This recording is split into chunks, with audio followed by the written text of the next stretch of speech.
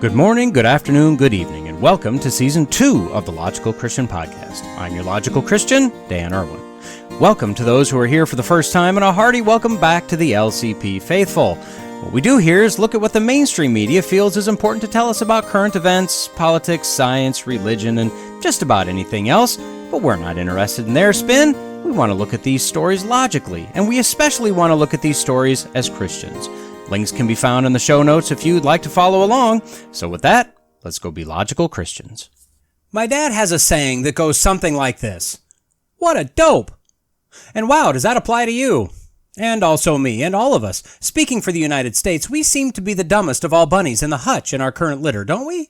I know that we're Homo sapiens sapiens, wise man, but sometimes, and hear me out here, I'm not so sure about that. Now, how could you possibly say that, Dan? I hear you say. Look at all we've accomplished. Look how far we've come since we climbed out of the slime.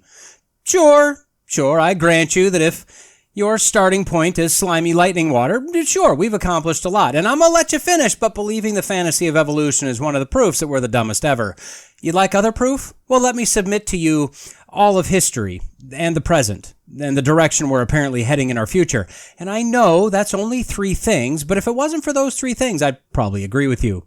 That said, on today's episode, first, we're going to be the fool that needs some pitying, and then we're going to fall for it, hammer, line, and sickle. And after the closing bumper music, a stupid dumb update on my dumb but stupid goals. So grab that afro pick and fluff up that mohawk, and then get ready to ask how we got to the point that we trust those we maybe shouldn't, and don't trust those we really should. And here, hey, dope, pay attention, because here we go.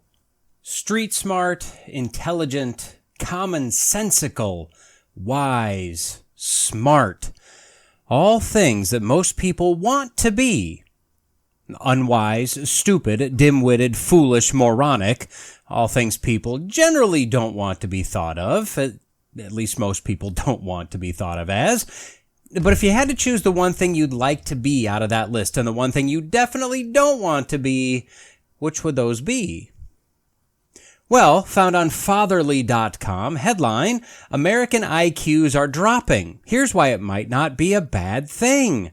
Byline, quote, "This is what a reverse Flynn effect is." Ooh, that sounds fun. So author, journalist, I don't know what she goes by, Christy Parr, not sure why she is writing for fatherly.com, but whatever, unless maybe she identifies as a father or fancies herself to be fatherly, I don't know, it doesn't matter. Remember when things used to be easy? I do. We should go back to that. Anyway, she cites a recent study from Northwestern University that found the IQ, the intelligence quotient, in America is dropping. Now, maybe that's the word you chose that best represented what you'd like to be, and intelligent. Or maybe that's what you've striven for your entire life thus far, to be intelligent.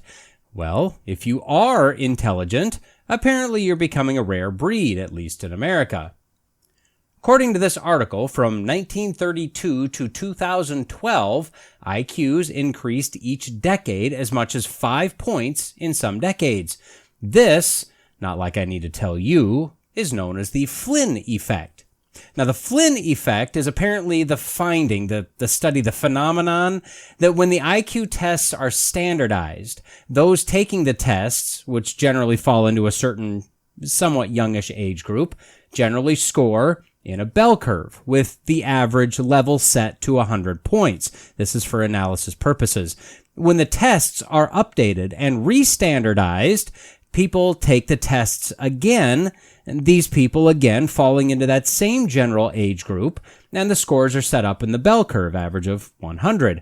But when those same people that took the new tests go back and take the past standardized version, they typically score higher on average than the previous group that took those previous tests originally. Hopefully that makes sense. I doubt that it did. So think of it like this.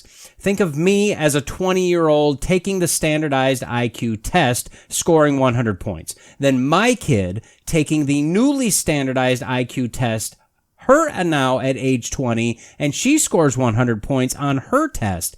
Then she, at age 20, goes and takes the test that I took when I was 20.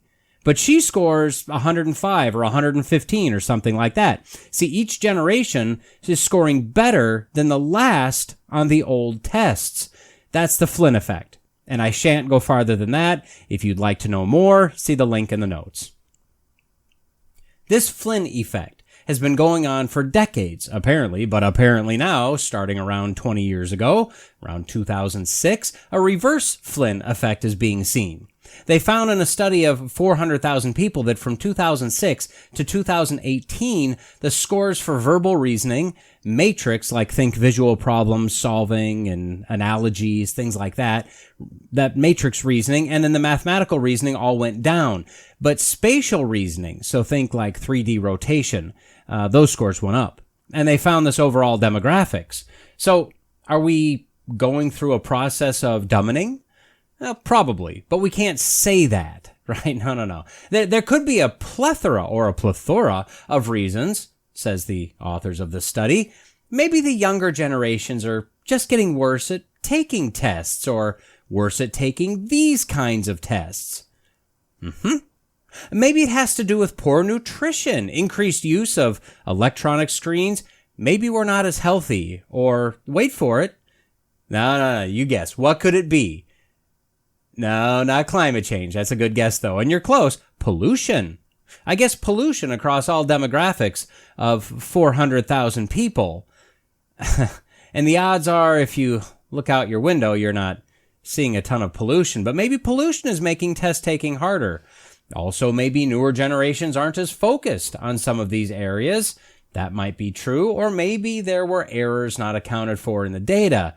But come on, over 400,000 people, that would be pretty hard to swallow, errors in the data.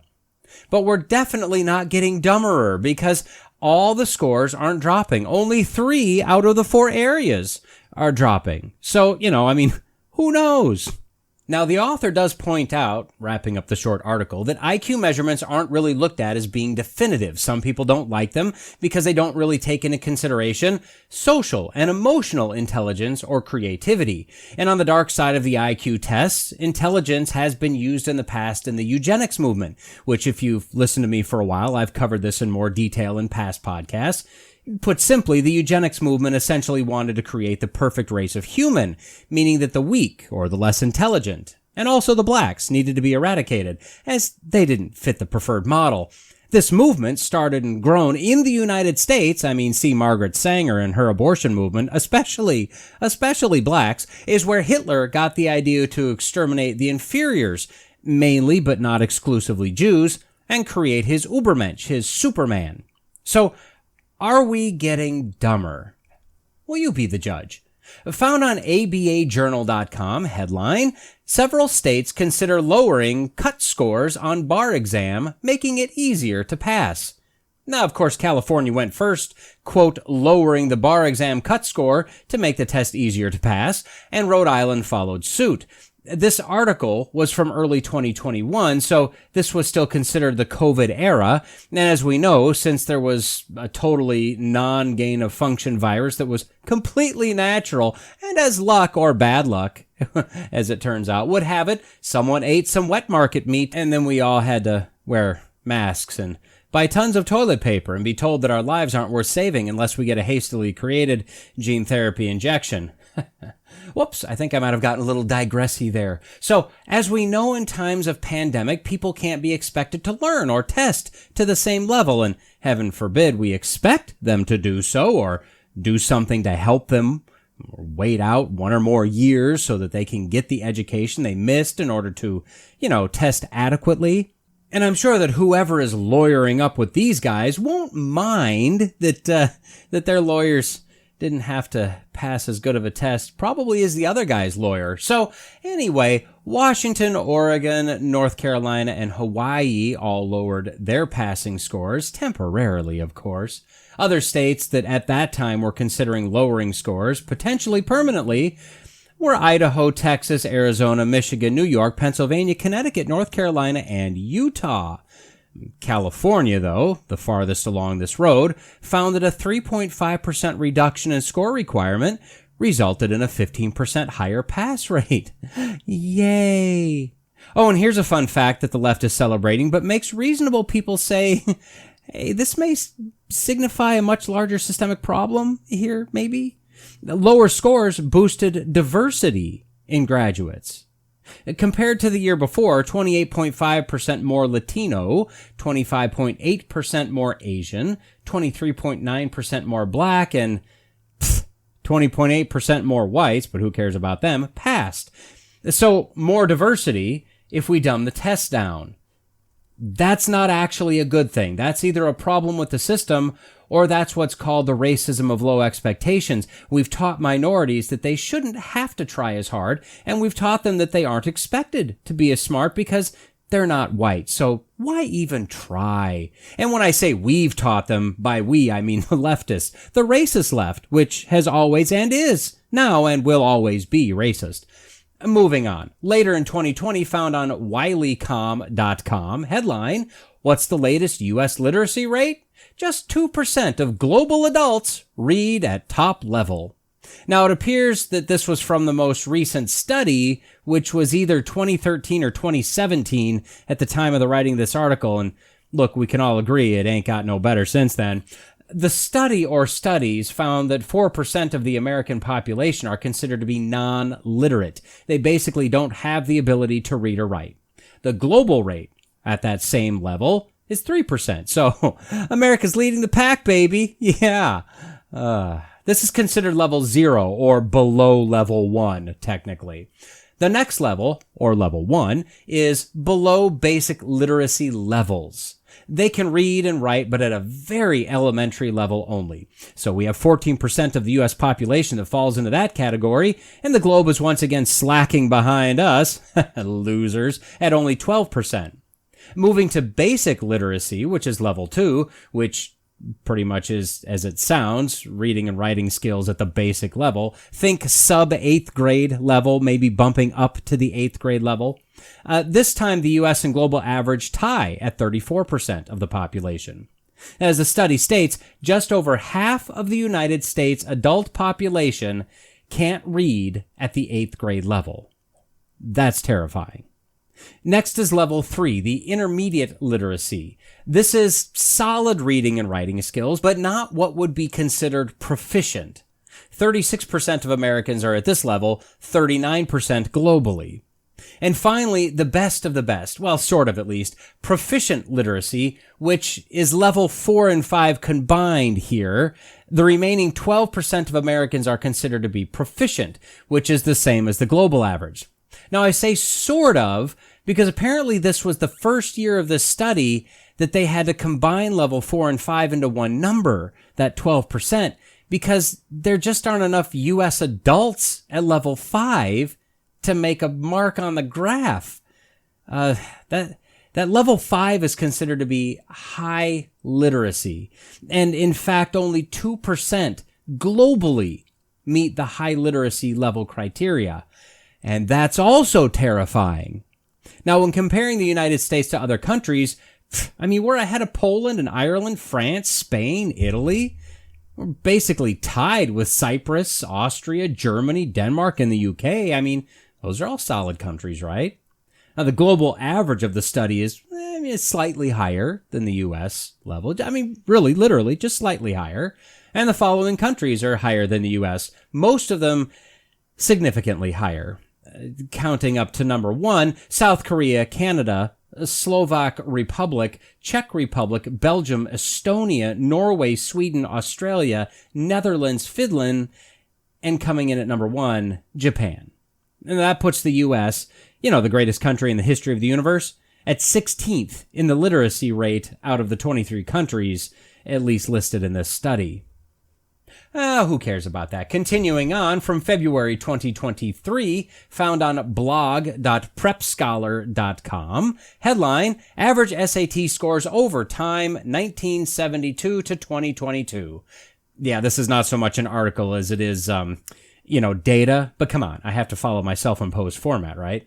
Now, what's interesting here, and I didn't go in to figure out exactly when this happened, but I do know that the SAT was modified in fairly recent history because the scores were dropping, and we needed to project to the world that we weren't stupidizing, something like that. So the test was changed and made easier in order to boost the scores to make it appear that we were the same as always, at a minimum. Now, the site has the average scores from 1972 to 2022 for math and reading, and then in 2006 they added writing, and then in 2017 they combined reading and writing back together. Now, just looking at math, the scores averaged 509 in 1972. It dipped to a low of 492 by 1980 and 81. Then it started to improve again, hovering right around 500 until about 1993, where they went to 503, and then a steady increase to 2005, hitting 520. Then a decline again to the 514-ish range through 2014, a dip to 508 in 2016, and then suddenly, in 2017, 527. And that was followed by a 531 and then a 528. And into the 2020s, the scores have stayed in the 520s. As for reading and writing, of course, as I said, these sections were modified, but we see the same kind of thing. In 1972, it started high at 530, dropped by 1976 to 509, then just kind of hovered there until about 1990 when it was down to the 500 mark, and it ranged from about 499 to 508 until the year 2011, when it dipped into the mid-490s until, oh wait, what a coincidence, 2017, when the scores went from 494 in 2016 to 533 in 2017. And they've been high 520s to low 530s ever since. So does this mean anything? Does this say anything about our intelligence? You make the call. And our final little side story, just the other day, in fact, April of 2023, found on WBOY via MSN.com, headline, WVU no longer requiring test scores for admissions. Yes, West Virginia University is blazing the trail for West Virginia, at least, following the lead of more than 1,800 other colleges in the United States to, quote, adopt a permanent test-optional admissions policy, according to a release on WVU Today. This was a temporary policy in 2020. You know why. Quote, but the WVU Board of Governors has officially made the policy permanent to reduce the overall stress of the college application process, the release said. Oh, good. We want to... George Zimmerman, Assistant Vice President for Enrollment Management, said, quote, going forward, we have an obligation to remove any barriers that may deter those interested in higher education. Yeah, okay, now, if you don't think this is a diversity thing, a racism of low expectations thing, well, you probably have a lower than average IQ, I'm just saying. Now, apparently the racist, hateful School of Dentistry, School of Nursing, Eberly College of Arts and Sciences, and the School of Pharmacy still require test scores in some subjects. So we probably need to boycott and shame and cancel those hateful people. Moving on, we also know that in a number of primary schools across the country, Fs are no longer allowed. There are some that allow kids to give themselves the grade they feel they earned. Right and wrong answers have been replaced with impressions, and passing scores have been systematically lowered in order to ensure everyone passes all the time, and this includes lowering passing scores to the base level of the COVID days, and we pretty much all know that those were abysmal. So, is our idiocy quotient increasing? And to make things worse, can you say AI? Yeah, artificial intelligence, or AGI, artificial general intelligence, which is supposed to be even more human-like and able to learn, or ASI, artificial super intelligence. I mean, that's, we're basically talking Cyberdyne level here, Terminator level intelligence, allegedly, or apparently, or maybe, I don't know. Yeah, so as we're dumbening, AI is getting more intelligenter. Now, there are a lot of people, smart people, futurists, that are starting to really freak out about AI. And this goes beyond ChatGPT or that general type of AI that will absolutely take the jobs of millions of people and programmers, journalists, those in creative sectors and more. But the real concern is that we hit the singularity, that man and machine become one, that we won't be able to tell the two apart, and that machines would then be considered alive, and man, at least the skin meaty part of us, is considered to be disposable. Of course, there's concern that AI will destroy humanity. I mean, we've got Chaos GPT that's been tasked with finding the best way to destroy the world or destroy humanity or something like that. The overall fear is that AI will become self-aware and man won't be able to control it anymore. I mean, did you hear about the two computers a year or so ago that were both running AI programs? In minutes, they created their own language and were communicating with each other, and we have no idea what they were saying. I mean, what were they planning? And then they shut them off. Well, let's turn to the Bible for a moment. Just for fun. Using blueletterbible.org, let's do some word searches, shall we? And just to note, I'm going to confine the search results for our purposes to what I would consider to be the more highly used translations as opposed to all translations. So we're going to look at the KJV and the NKJV, the ESV, the NASB, the NIV, the NLT, the CSB, and the new LSB. This gives a good mix of older and newer translations and a mix of word for word as well as thought for thought translations. So, the word smart, defined as a function of brain power, is found once in the NLT, and that's all.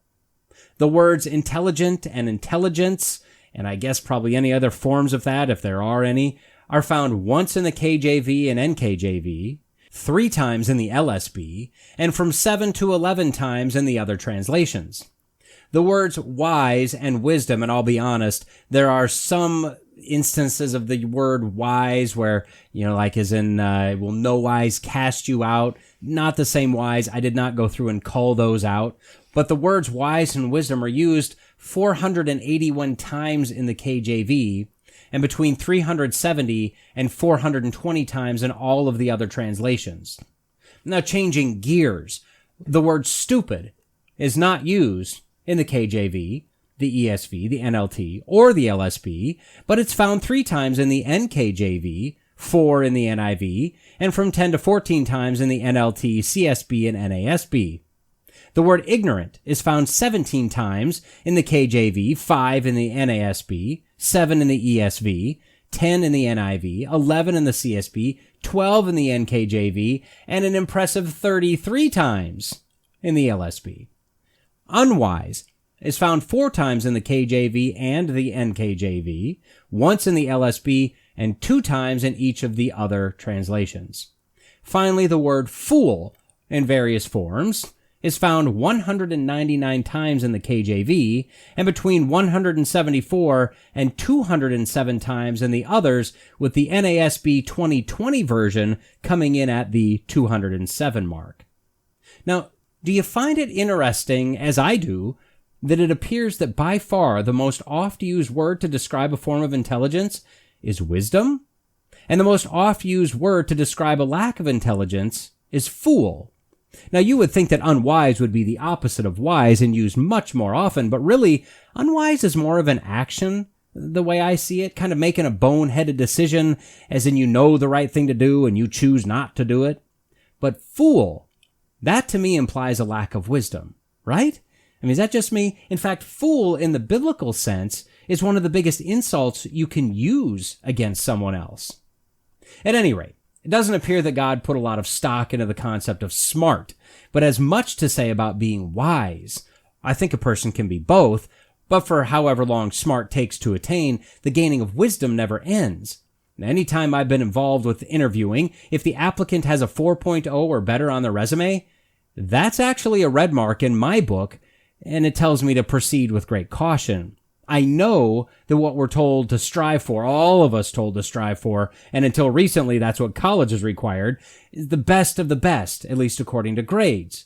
But book smart is one thing. Do you have common sense? Do you have a practical, usable kind of wisdom to go along with that intelligence?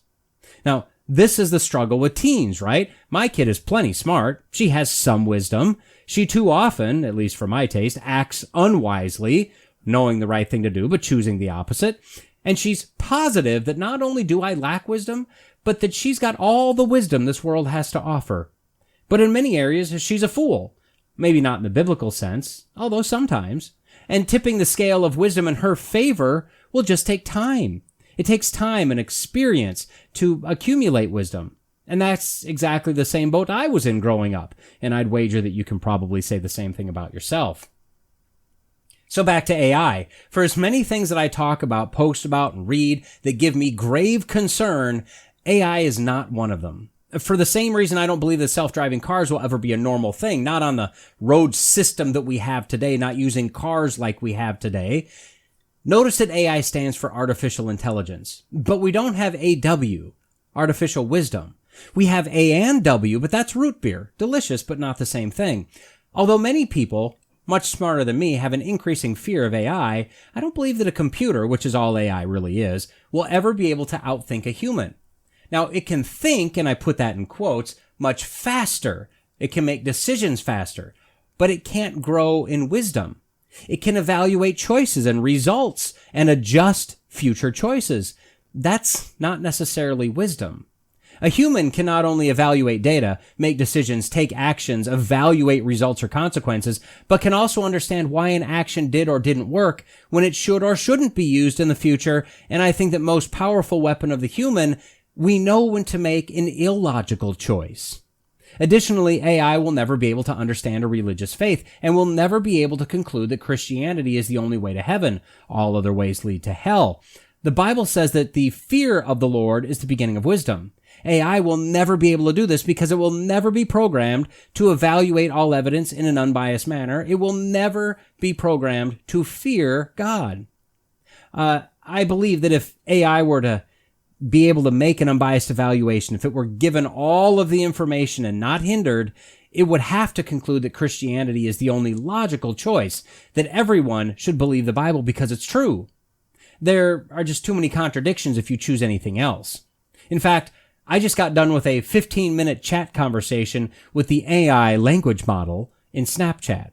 I got it to contradict itself multiple times as it promoted moral relativism and postmodernity, while affirming that it believed in the Bible and its teaching, while of course respecting others, because, you must do that, at the very beginning of the conversation, and then stating toward the end of the conversation that it, quote, apologized if I gave you the impression that I have personal beliefs or opinions.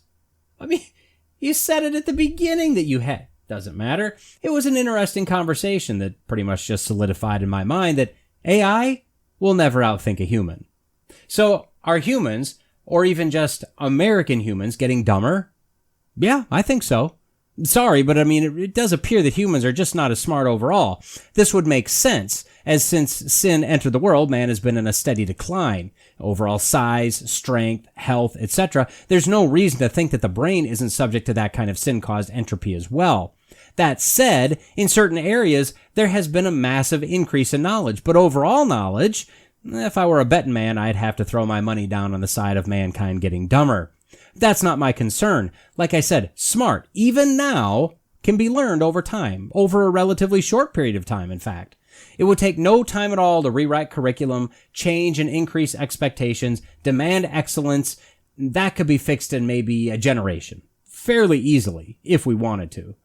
My fear is the increasing pace of the loss of wisdom.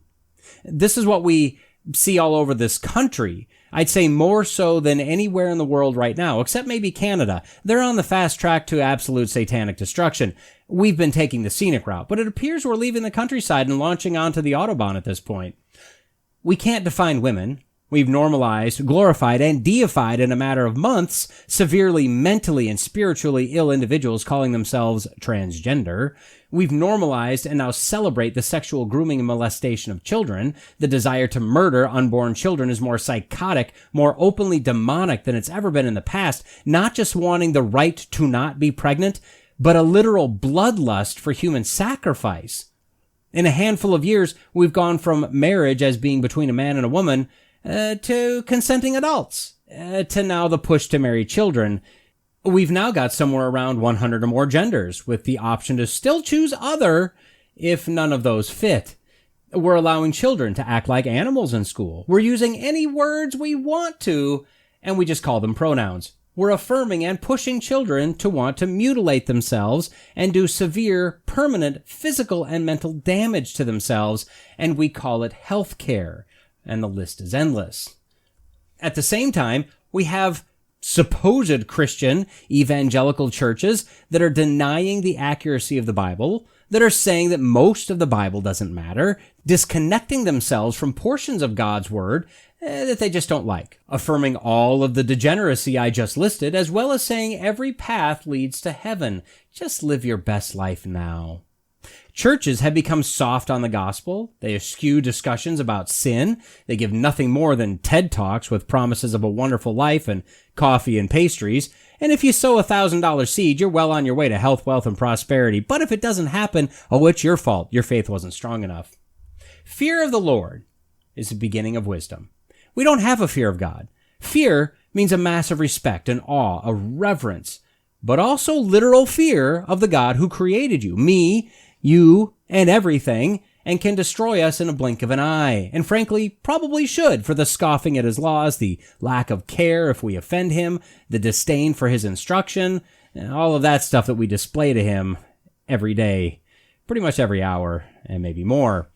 And I'm looking at me too. Like I said, me too. I don't have the appropriate fear of God. I'll admit that. This is where we and I need to start. If we want to be wise, we need to start by fearing God, placing God in the correct ultimate position in our lives, and then give reverence to him in accordance with who he is, living as he instructs us as best as we possibly can, while relying on the Holy Spirit to guide and help us, as we are not able to do any of this on our own, and to even try to do this absent of the Holy Spirit will lead to instant abject failure and disillusionment. Now, we are expected to be and do many things in life. We expect our kids to be and do many things. We push to get good grades and scholarships, good majors that will lead to good jobs and good salaries. We're spending more and more money per student per year, adding more technology, modifying curriculum, modifying grading techniques, and passing scores to give the illusion of smartness. As adults, we take continuing education. We watch documentaries. We listen to podcasts. We read books. And for maybe an hour, maybe once per week, maybe if we can focus, we hopefully are in a church where the pastor is trying his best to impart wisdom. Maybe our kids are in a youth group that does more than just gross out games and a 5-minute one-verse generic devotional. Maybe the podcasts you're listening to are from solid biblical teachers. And yet, how many hours do we focus on intelligence, success, and even worldly wisdom while ignoring the true wisdom found only in God's Word? And make no mistake, it can be hard. If you're following my goal updates, you know that the reason I have Bible reading and devotions on that list and that I'm reporting on it is because I want to hold myself accountable and I want you to hold me accountable. Just trusting myself to do it by myself, it wasn't working so good. And that wisdom is desperately needed by me and all of us. You probably noticed that regarding my goal of reading books, the lighter, easier, less focused books, the stories, the topical, those are going down much faster than the heavier, deeper books. Well, that happens for the same reason I'll skip past that theologically deep podcast episode that's next to my list for the lighthearted, comedic, or even frustrating current event political podcasts. I just don't have to focus as hard on the easier stuff. Gaining wisdom, any wisdom, but especially godly wisdom, is not easy. It takes time and focus, repetition and repetition, but it's worth it. You know it. I know it. We all know it. But knowing it and doing it are two different things, so let me encourage you. Do it. Figure out what your first or next steps are. Make a goal if you haven't. Have someone hold you accountable, however that works best for you, and do it. And let the Holy Spirit guide. Let him convict. Let him exhort and encourage and help. Go gain wisdom. Be wise. Because we don't want to be foolish. So we know Mr. T pities the fool. You don't want to be pitied by Mr. T, do you? Be not wise in thine own eyes. Fear the Lord and depart from evil. Hear instruction and be wise, and refuse it not. He that walketh with wise men shall be wise, but a companion of fools shall be destroyed. A wise man feareth and departeth from evil, but the fool rageth and is confident. Hear counsel and receive instruction, that thou mayest be wise in thy latter end. Finally, for considering your calling, brothers, not many of you were wise according to worldly standards. Not many were powerful. Not many were of noble birth. But God chose what is foolish in the world to shame the wise. God chose what is weak in the world to shame the strong. God chose what is low and despised in the world, even things that are not, to bring to nothing things that are, so that no human being might boast in the presence of God. And because of him, you are in Christ Jesus, who became to us wisdom from God, righteousness and sanctification and redemption, so that as it is written, let the one who boasts, boast in the Lord. Now, go increase your smarts. Sure, nothing wrong there. But even better, go grow in wisdom. You know that feeling when you're running a marathon and you see that little blue sign that says mile 24, and you know that you only have 2.2 miles to go, and it's too early to give that final kick, but you kind of pick up the pace a little bit in anticipation of the finish line? Yeah, me neither. I have no idea if there's even a sign like that, or if it's blue, or if it says that, or if 26.2, that's the right mileage for a marathon, right? Furthermore, I'll never know these things, and I'll sleep peacefully every night until I die in total peace, not ever knowing that. Hey, welcome back to our look at the 45 Communist Goals for America as read into the congressional record, say it with me everyone, by a Democrat in 1963. So why did I start with that silly, oh so silly question? Well, because we're in the home stretch here. This is part 14 in our look at these communist goals, and I can see the light at the end of the communist tunnel. It's probably some massive Soviet train barreling down on us, but that's okay. We'll hit the end of the tunnel one way or another. When we last met, the filthy commies had been successful in an equivalent of about 67% of their goals through the first 38, at least according to my totally official, unofficial opinion. Of course, if you've been following along, you know that I've given a number of partial credit points to various goals, but to get a sense of what we're looking at, 67% thus far would mean they've successfully implemented 25 to 26 of their goals for us out of the 38. Now, I'm no expert, but this seems suboptimal, at least for those of us that would prefer that the United States wasn't just another communist state.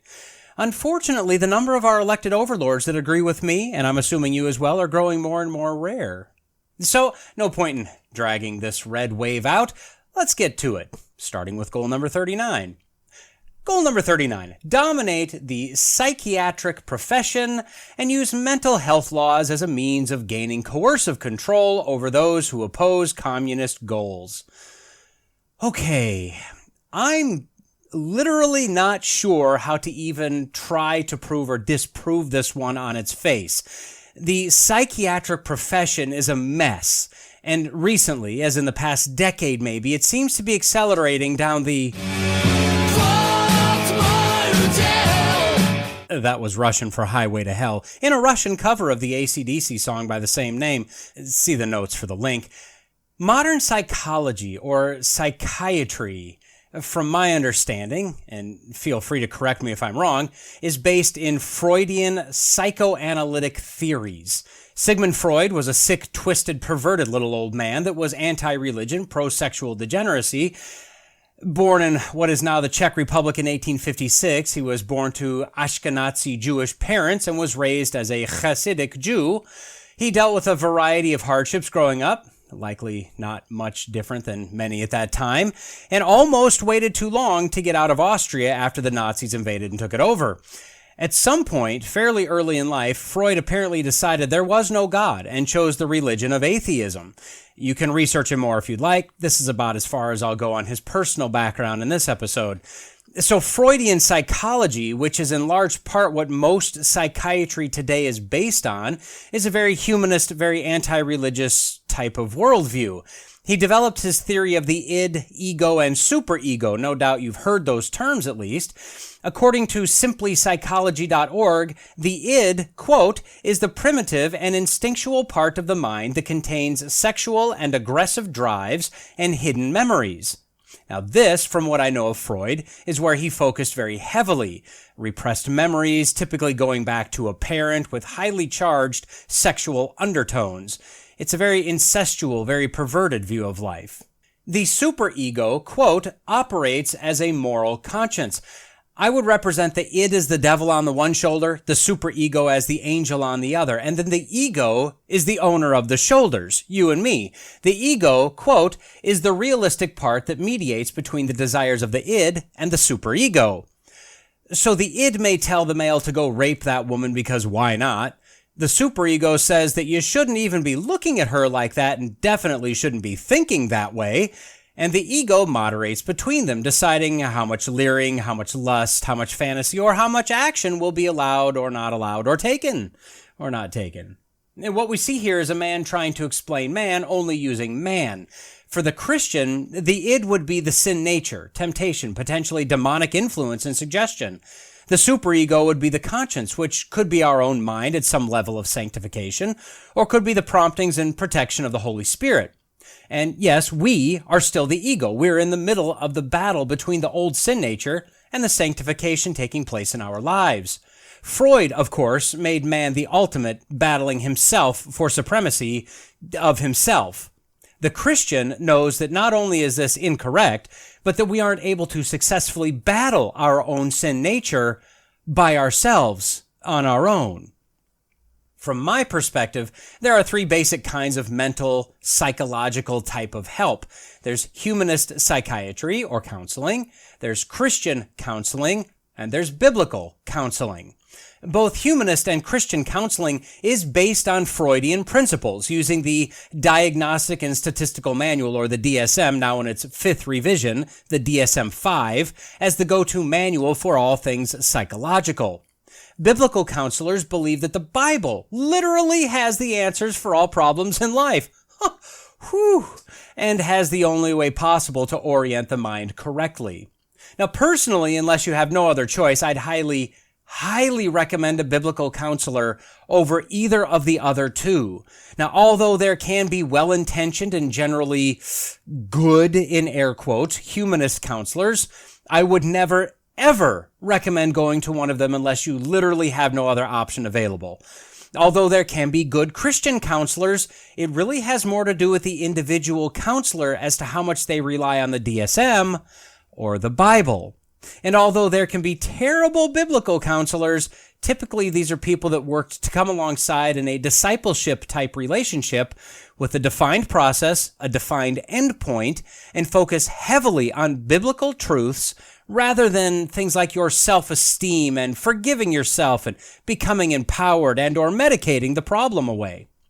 We easily see the problem with modern psychology, don't we? When the system that purports to have the lock on the knowledge of the mind comes out in the latest revision of their profession's Bible, as it were, and calls the feeling of an individual of a specific gender that they should be the other gender normal? A physical rather than a mental problem, including the psychological, hormonal, and physical mutilation of children, I think the profession has jumped the shark. For the time being, ignore the fact that they're a godless profession by design, as they're yet another Darwinian evolution influence profession, and think about the fact that they no longer treat clear mental disconnections without an agenda. Now they apparently test the waters of current social acceptance and adjust what they call normal and abnormal accordingly. As an engineer, if I designed a bridge, well, first of all, God help us all, but if I designed a bridge and then took a poll to see what people thought about my bridge design, with the result that all of those big steel beams, those are kind of ugly and maybe we should get rid of those, well, I'd either have to totally redesign the bridge or tell those foolish mortals that without the steel beams, you die. That's because engineering design fundamentals don't really care what you think. But if I were to treat this as the current psychiatric profession, I take the social temperature of steel beams, discover that this year beams are out, and I just remove them from the design. Hey, you've still got a bridge there. Nobody sneeze. Freudian psychiatry is destroying people, destroying children, because it's a godless system and thus has no foundation of truth to stand on. Truth is exactly what you want it to be, right now, and also now. Now, back to the goal. Quote, dominate the psychiatric profession and use mental health laws as a means of gaining coercive control over those who oppose communist goals. Okay, communism is a godless political system and an atheistic religion. I could say that from an ideological standpoint, knowing that Freudian psychoanalytical theories removes God, focuses on the self, places blame on them, and looks for outside methods to cope with or deaden the pain, all of which, it could be argued, could open the individual to being more friendly and accepting of very similar, very aligned communist principles. In fact, Freud himself was really more of an anti-government person, potentially an anarchist, or if you were to look at our political spectrum, remember the link is in the notes, potentially a libertine or a civil libertarian, where the government may have some controls, typically financially, but basically every man just does what's right in their own eyes. This is on the same side of the political spectrum as communism, but on the far end of complete liberty, which isn't a good thing, as opposed to communism, which is on the far end the other way in totalitarianism, which isn't a good thing. In fact, the man referred to as the father of public relations, Edward Bernays, that's Sigmund Freud's nephew. Well, he used Freud's studies and theories about the subconscious to market to propagandize to, and subliminally suggest to the American people. He developed what he termed, quote, the engineering of consent. And it sounds like exactly what it is. He developed ways to make people want what he wanted them to want. His goal, successfully achieved even to this day, was to, quote, control and regiment the masses according to our will without their knowing about it. He was so successful, in fact, that Joseph Goebbels very much admired him and his work and used Bernays' theories and methods to become the Minister of Propaganda for the Third Reich, Hitler's Nazi Party. Once again, looking at our political spectrum, although the left, the Democrats in this country today, would like us to believe that Nazism is a far-right ideology, the reality is that Nazism and communism are the two political spectrums that are on either side of complete and total totalitarianism. In other words, the only real difference between Nazism and communism is that one focuses more on their own country, doing what's needed to ensure their country is protected. The other is more focused on world domination. Beyond that, the two political spectrums are practically identical.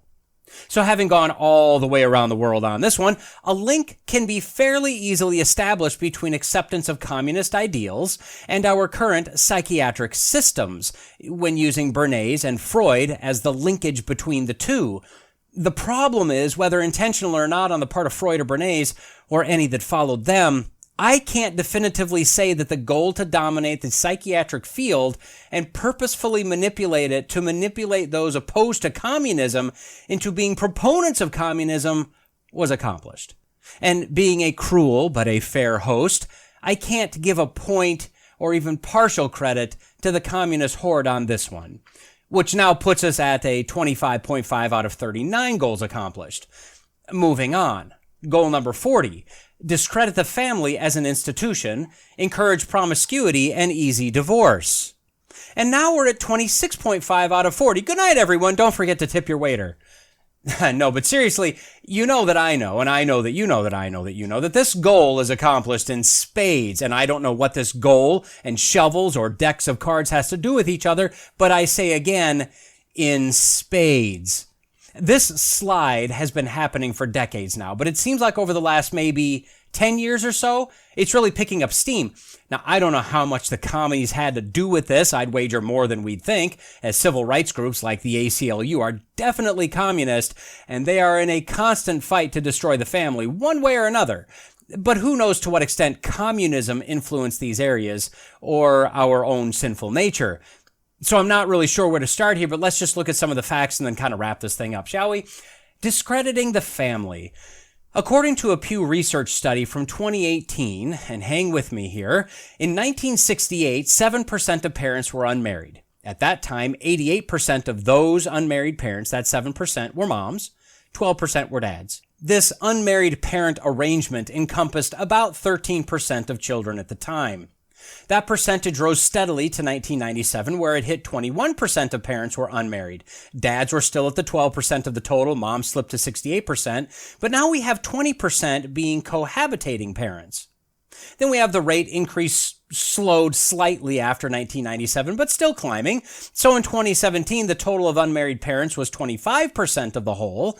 Dads still at 12%, moms now lower again to 53%, and now 35% are cohabitating parents, with slightly more cohabitating moms than dads, meaning that we're also seeing more homosexual couples, and apparently skewed on the lesbian side of things, living as these cohabiting parents.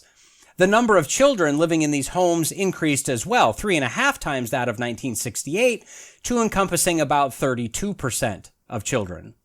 Additionally, 3 in 10 single parents are black mothers, which equates to just over 50% of black children that live in single-parent homes. That's compared to less than 30% for Hispanics, less than 19% for whites, and less than 15% for Asians. For blacks, this is more than double what it was in the 60s.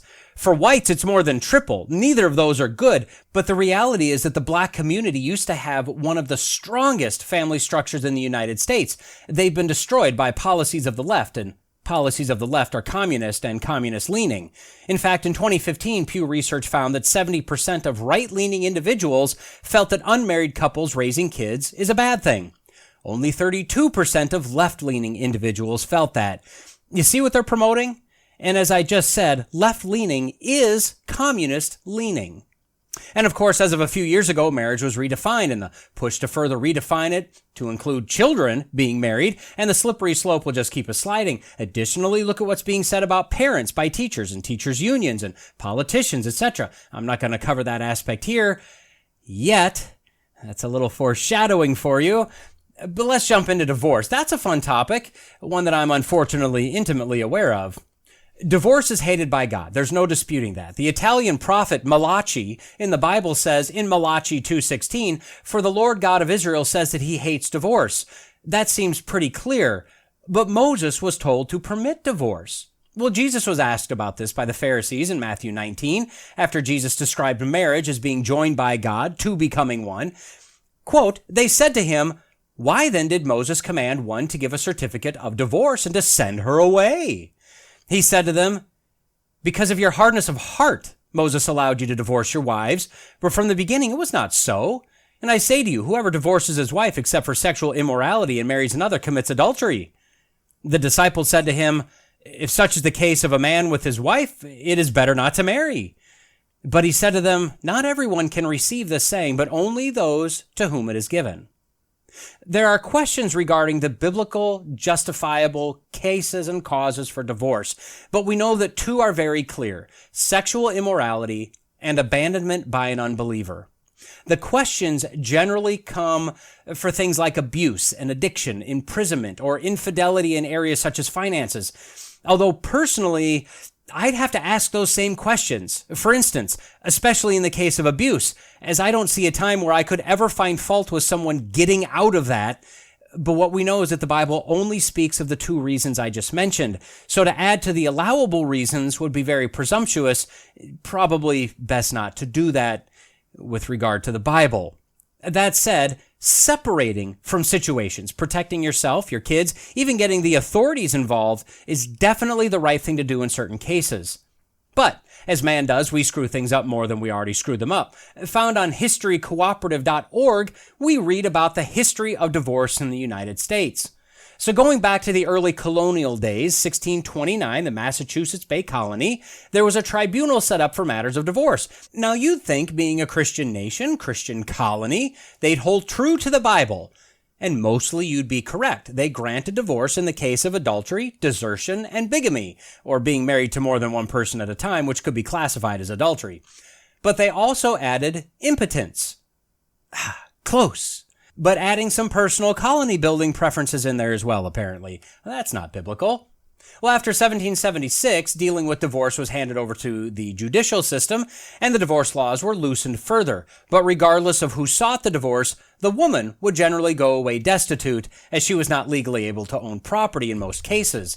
Well, that changed in 1848 somewhat with the Married Women's Property Act. It didn't create the 50-50 split or anything like that. It still heavily weighted the man in cases of divorce, but it was a step. And thankfully, divorce was very uncommon, so this wasn't something that came into play a whole lot. Then by the end of the 19th century, various states became so-called divorce mills, where you could go get a divorce easily. So in 1887, Congress commissioned a study to compile divorce statistics and see what exactly they were dealing with. Apparently, the issue was large enough at this point that the Congress, who handed it to the courts as well as the churches 100 years prior, saw a trend that concerned them. In the early 1900s, feminism started really pushing their agenda, and divorce was beginning to be viewed as not so much of a big deal in general. There were also trial marriages, where cohabitation could be tried just to see if it appeared to be a viable option for the happy or maybe not so happy couple. The concept of prenups was developed in this time, as was marriage counseling, to try to keep some of these things from splitting apart. In the 1950s, family courts were conceived. Their major focus at that time was to deal with divorce proceedings, and of course with family courts came an entire new breed of lawyer. If there's a court for it, there needs to be a lawyer for it.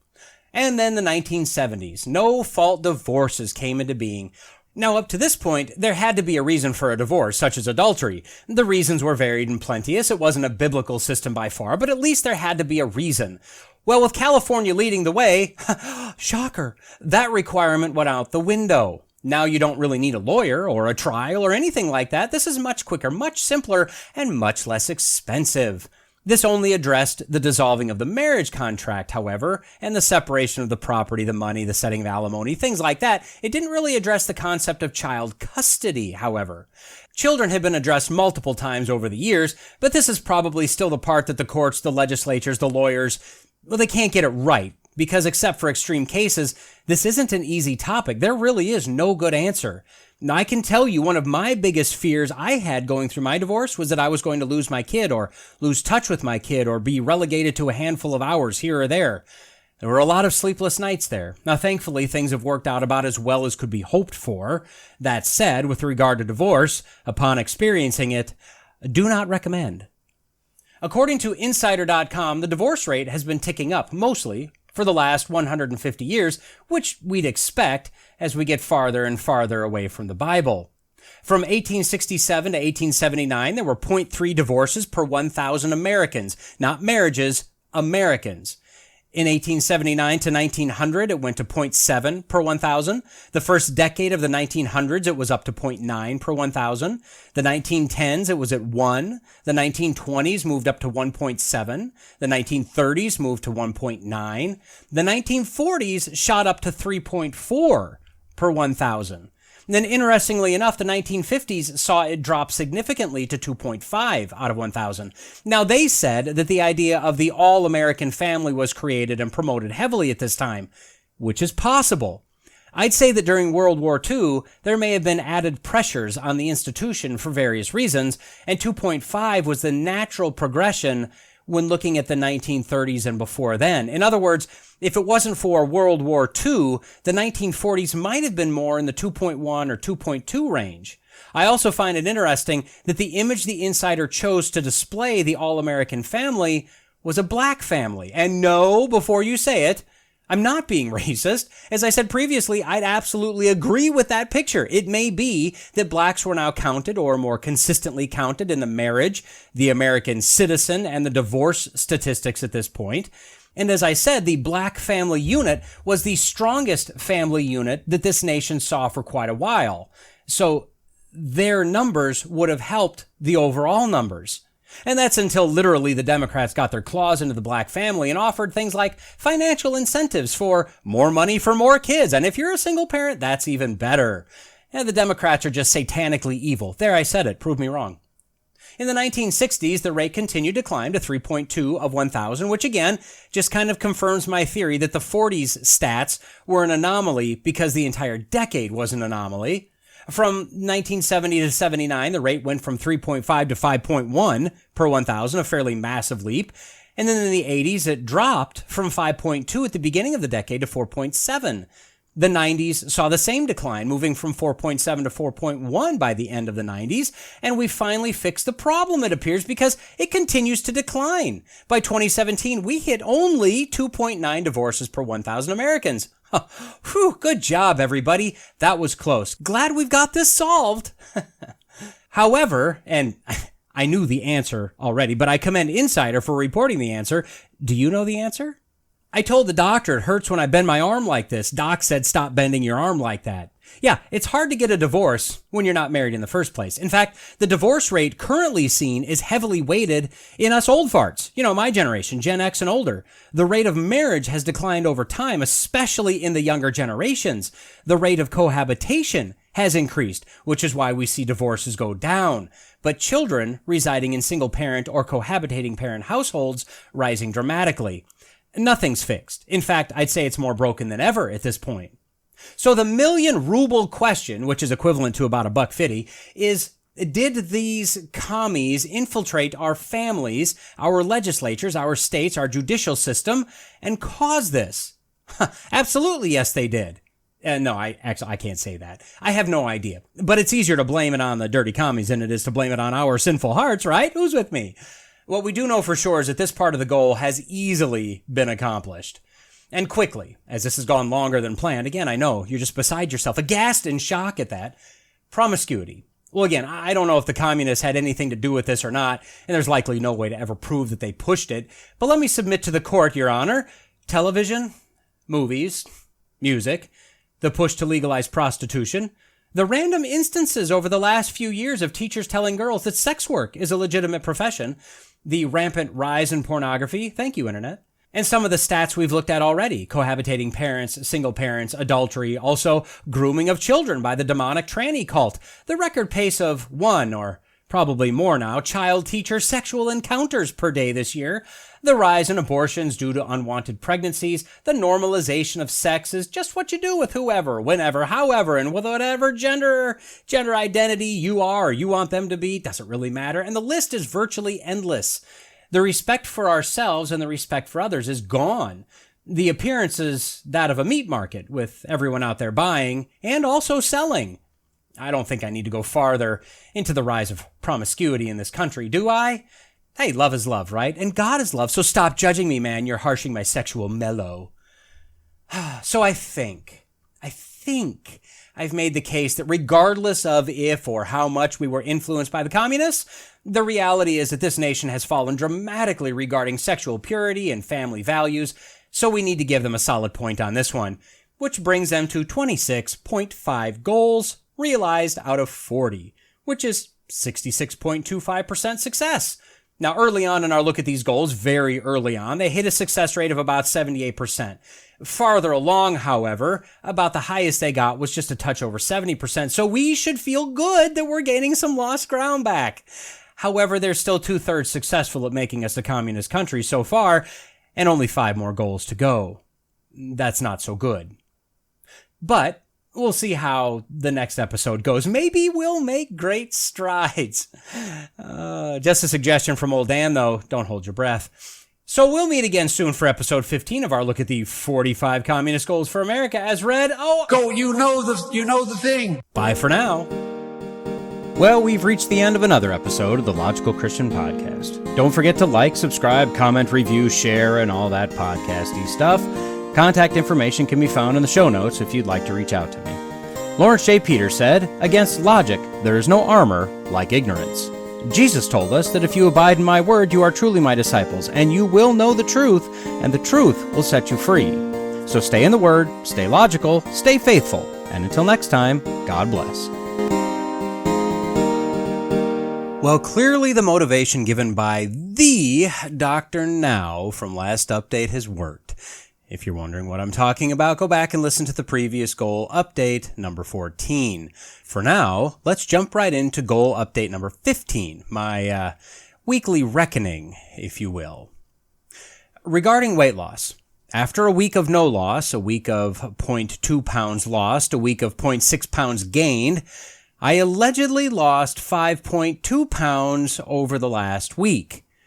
Now, the immediate question that you and I both have is that a real number? And yeah, I think so.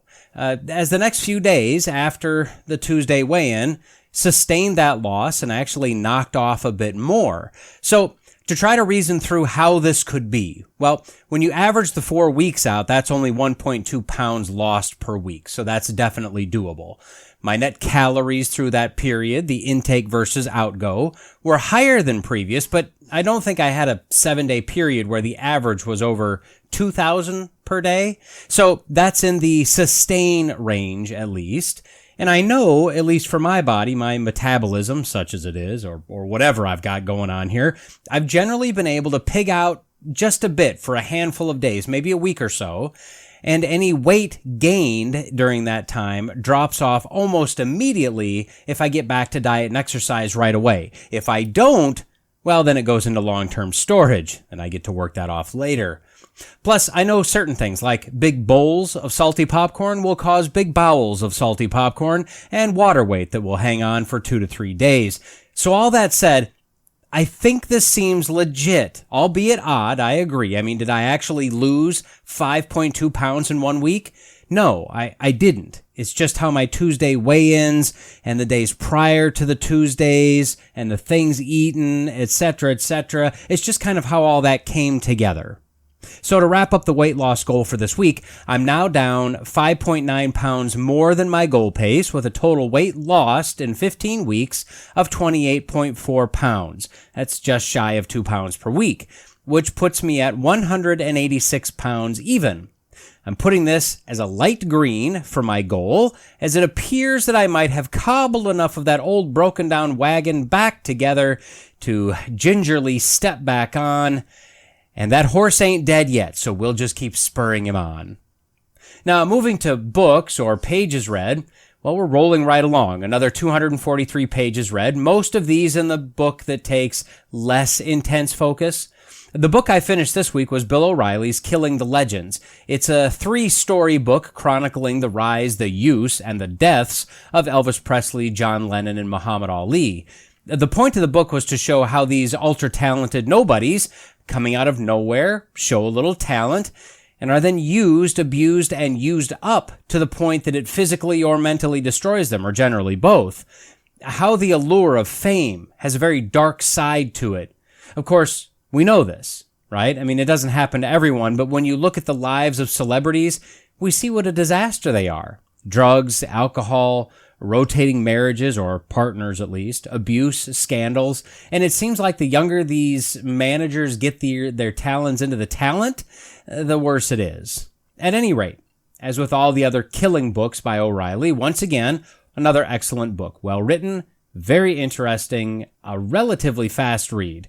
I definitely recommend it. So this puts me at 2,691 pages so far this year, which is just over 224% of my goal pace. So this stays a nice solid green. Moving to Bible reading, I'm back to what's become kind of my normal weekly reading after a slight dip last week, meaning that my pace compared to my goal ticked very slightly back up after ticking very slightly down last week. This week I'm at 157.5% of my goal pace, making this a dark green. Again, as a refresher to what I was shooting for, I had 7 months left in my daily Bible, and I was going to try to get that done by the end of October. At my current pace, I'm on track to finish the daily Bible by the end of June, approximately, likely sooner, which is good. Then I'll be able to jump into the next endeavor with regard to Bible reading. More to come on that soon. Finally, devotions. As I've mentioned a few times, I think I've kind of hit my stride here. Another week of reading them every morning. Remember, my goal pace was to read them based on the devotional book I'm using, which is Table Talk Magazine from Ligonier. They do 5 devotions for the 5 weekdays. Then they have a weekend story or something like that you're supposed to read. Now, I was going to follow the 5-day-a-week reading thing, and so that's what I set my pace to. But I've got so many back issues still that I can go at 7 days a week for a couple of years probably, and so reading my devotions every morning brings my progress to 124.2% of my goal pace, each week just slightly ticking up. Another solid green week for this one. Now, I think I mentioned it before, but I kind of quit playing games on the phone cold turkey. I mean, truth be told, I only had a few games I was playing, and they were just your silly little puzzle games. Now, I've got a few other games on my phone. Some that take actual brain power, some that don't, but they got played rarely. But what I found myself doing is sitting down watching TV, or really just sitting idle anywhere, and I just play 1 or 2 rounds, or 743 rounds. You know, same difference. And before you know it, poof, there goes an hour. I'd get caught in this loop where if I just win this one more, I'll have an even number for my level. Or, I just got this power up and it's only good for 30 minutes. Well, I can't let that go to waste. Or, if I just get to this level, I'll get these rewards. But each thing led to the next thing, and eventually you either die enough times that you run out of lives, and I am not paying for more lives, or you just have to put it down and waste something that you've earned. So instead of trying to police myself on this stupid game, I just stopped playing it. Now, I still have it. It's still installed. I'm just not playing it. I tried to look back on my phone to see when the last time was that I played it. I think it's been too long ago. But looking at my goal tracking worksheet, I would say that it was likely right after March 7th, as that's when my pages really shot up. And that game was easily the greatest factor to me not reading. It was just wasting time swiping for matches. Anyway, if nothing else, maybe that's a motivational tale for you. If you're trying to accomplish a goal, whether it's working out, reading, Bible reading, prayer, devotions, whatever, and you just don't have time, well, look for places where you have your time wasters. You may be one of the few that has every waking minute legitimately spoken for, but I highly doubt it. It may not be a game, maybe it's social media or YouTube, or maybe you're just piddling around the house accomplishing nothing. Most of us have enough wasteful leisure time that we can sacrifice a little bit of it and use it for something else. And with that, I'll close out update number 5. Okay, bye.